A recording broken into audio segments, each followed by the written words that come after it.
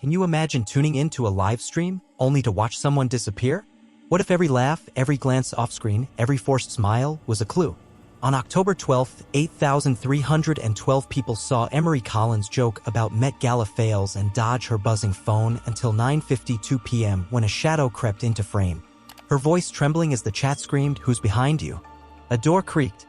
A voice hissed, "Miss me." The camera toppled. A scream. Static. And in the final frozen frame, a man, smirking in a hoodie from a college, shut down the year Emery was born.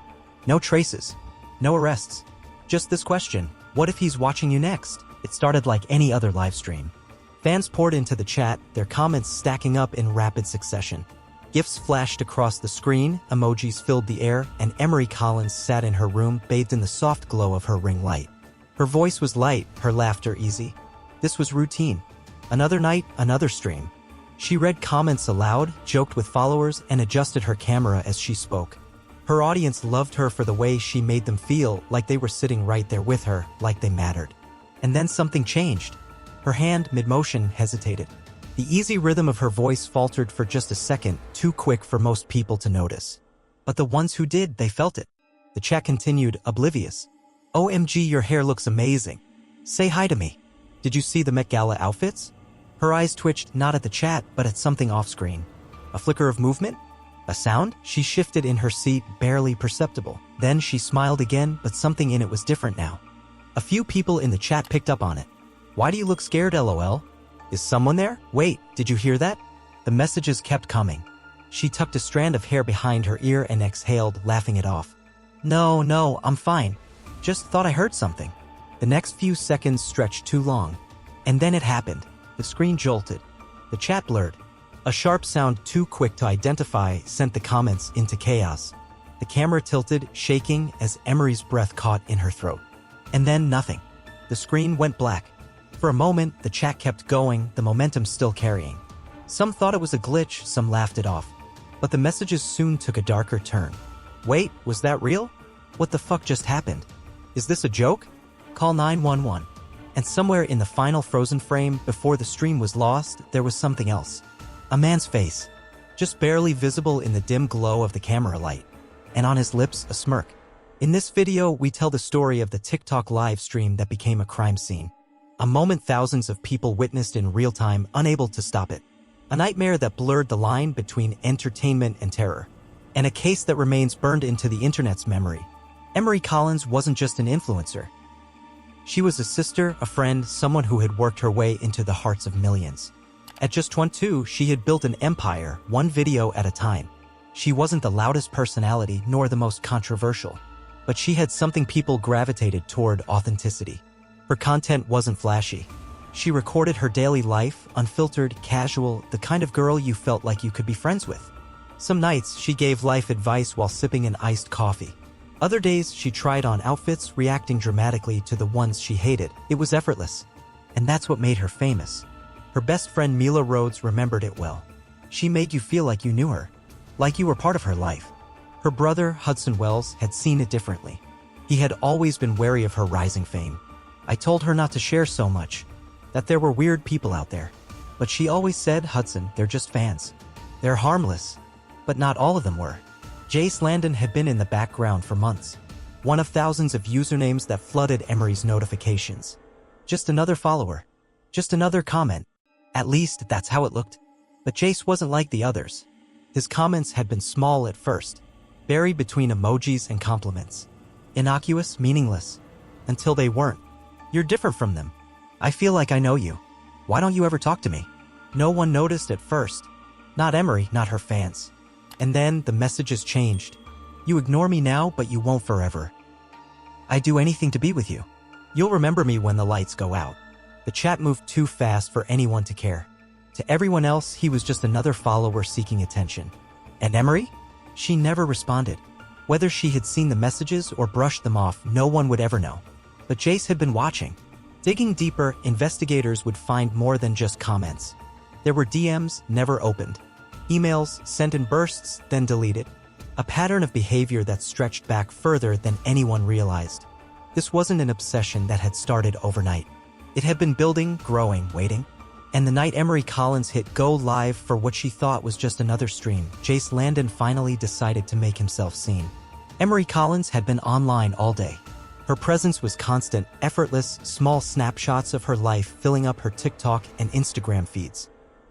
Hours before her final live stream, she posted a casual video, the kind that took barely any effort.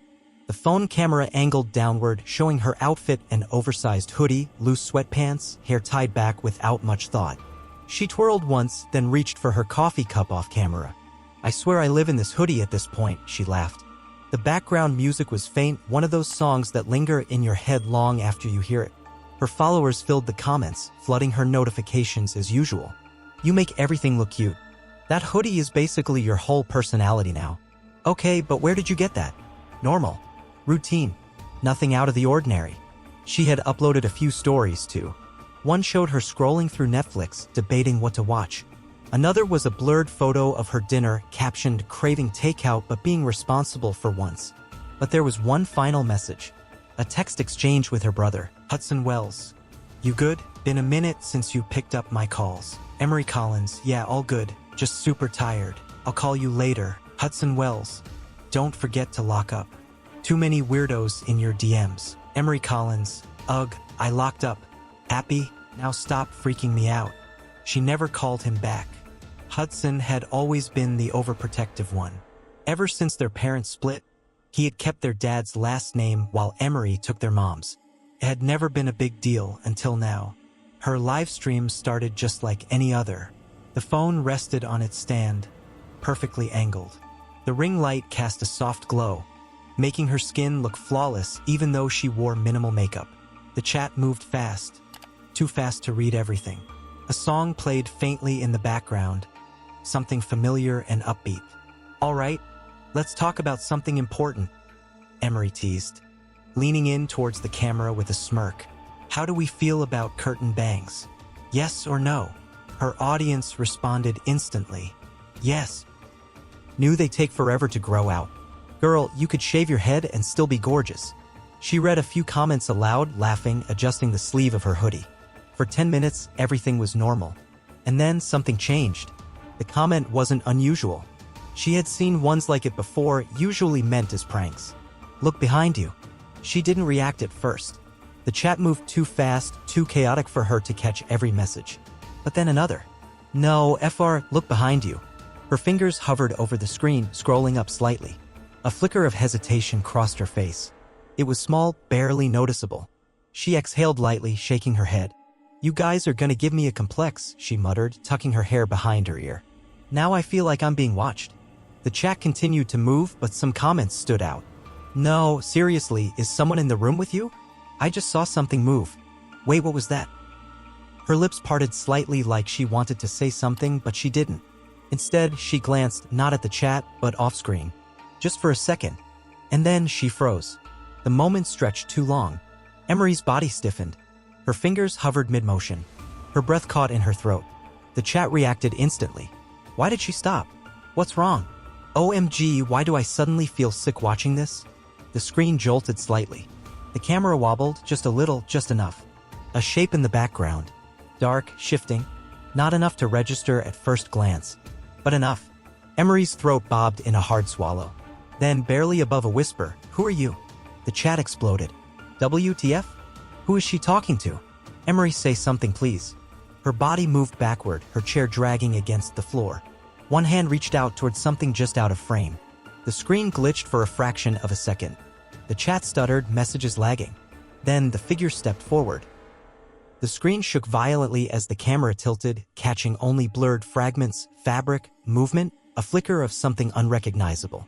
A sharp sound. The chat blurred into chaos. Is this real? Call the cops right now. Please tell me this is a joke.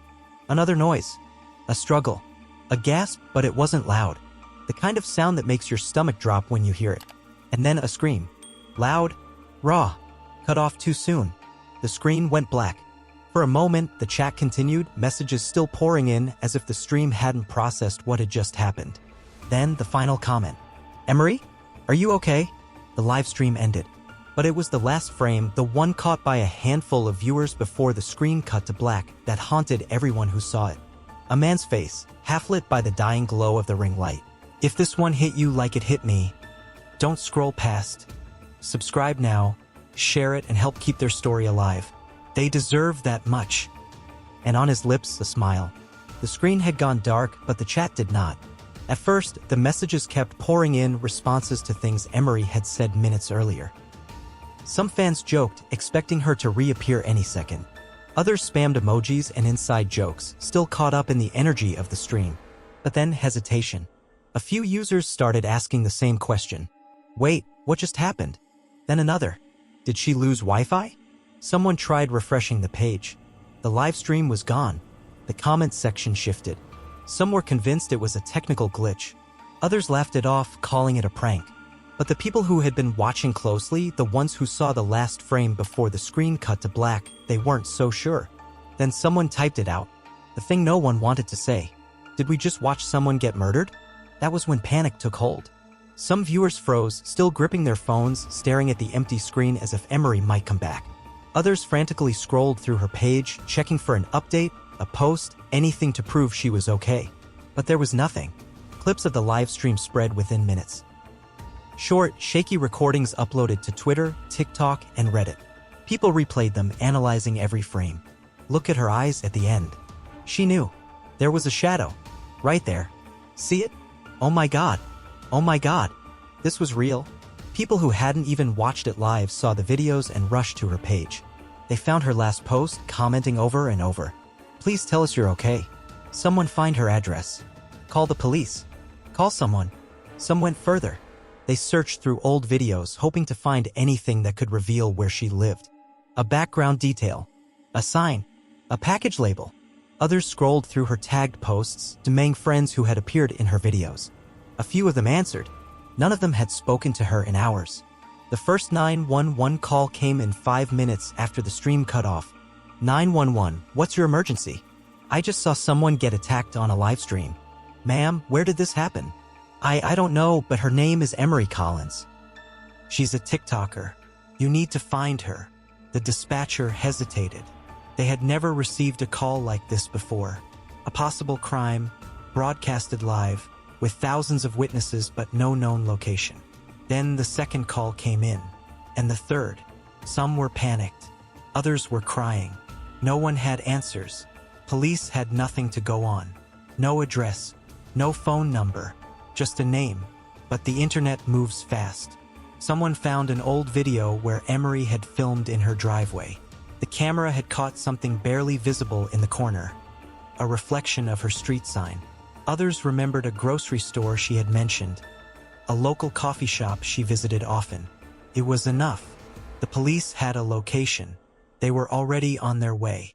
The officers arrived less than 20 minutes after the first call. The street was quiet, the house dark, but the front door, it was open. No hesitation. They went in. The living room lights were still on, casting an eerie glow over the space. A phone charger dangled from the wall. A coffee cup sat half empty on the table. The room was still untouched. The silence was unsettling. They moved carefully down the hallway. One officer stopped, listening. There was no movement, no sound except something. A faint tap. They followed it. Then they found her room. The first thing they saw was the tripod, knocked sideways on the floor. The phone was missing. The ring light was still on, flickering. The chair Emery had been sitting in was overturned. The desk pushed aside.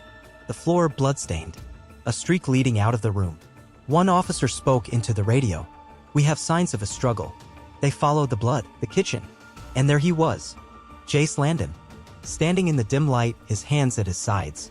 He didn't run. He didn't speak. He just stood there. His shirt stained. His breathing slow. One of the officers raised their weapon. Get on the ground. Now. Jace didn't move. Another officer stepped forward, demanding compliance. Still, nothing. Then he smiled. The same way he had on camera. The same way thousands had seen just minutes before. No panic. No fear. Just amusement. The officer repeated the order. On the ground. Hands behind your head. Finally, Jace moved. Slowly. Almost lazily. He lowered himself to the floor, stretching his arms out before they even touched him. As they cuffed him, one officer leaned in. Where is she? Jace turned his head slightly, looking toward the back of the house. And then he spoke for the first time. "Took you long enough?" They pushed past him, stepping into the hallway. And that's where they found her, barely breathing, her hoodie soaked through, her pulse weak. The officer radioed for medics. "We have a live victim. Condition critical. Get EMS here now." She had fought. That much was clear. Even as paramedics worked to stabilize her, Jace sat in the back of the police cruiser, watching from the window. He was still smiling. And then, so quietly the officer almost didn't hear him, Jace hummed a tune. A familiar song. The one Emery had played at the beginning of her stream. Jace Landon wasn't just another follower. At first, he was one of the thousands who watched Emery Collins daily, his name blending into the sea of usernames in her chat. His comments seemed harmless, just another fan, another voice lost in the flood of admiration. But when people really looked back, they realized he had always been there, always watching, always waiting. His messages started small. "You're so different from the others. I feel like I know you. You always notice the wrong people. Then they changed. You ignore me now, but you won't forever. I'd do anything to be with you. You'll remember me when the lights go out." His words had been there for months. No one had seen them for what they were. The DMs were worse. At first, they were persistent but friendly, pushing for attention, desperate for recognition. But when Emery never responded, they became something else. "Why do you only reply to people who don't deserve it? You think you're better than everyone, don't you? I gave you everything. You'll see soon enough." She never answered. Maybe she never even saw them. But he had been watching. His own TikTok account had been small, barely noticed, until now. People dug through his content, looking for clues. What they found was worse than anyone expected. Old videos, cryptic, disturbing. Some showed places Emery had been, recorded from afar, as if he had followed her without her knowing.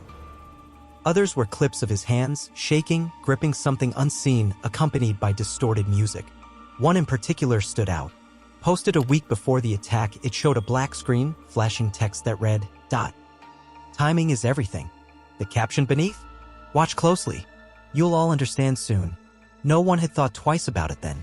But after, people watched it again. And again. Had he been warning them?